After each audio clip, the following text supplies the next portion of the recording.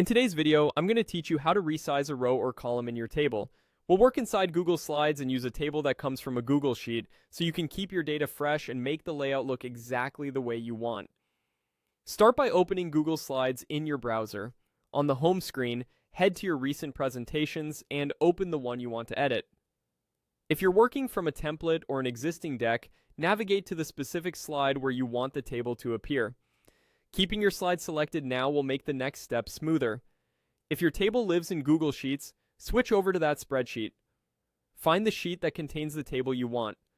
Click and drag to highlight the entire table range so you capture all the rows, columns, and headers you need.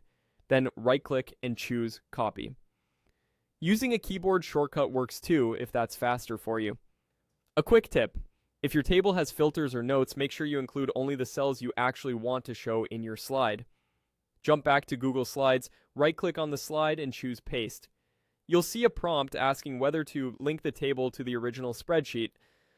Choose the option to link to the spreadsheet, then confirm by clicking Paste. Linking is helpful because your slide can update if the data changes in Sheets. If you prefer a static snapshot, you could paste unlinked, but for this workflow, linking keeps everything consistent. Now click the table to select it so you can resize it. To adjust a column, hover over the vertical border between two columns until you see the resize cursor, then click and drag left or right to set the exact width. Do the same on a horizontal border to change a row's height. Take your time and watch how the content reflows.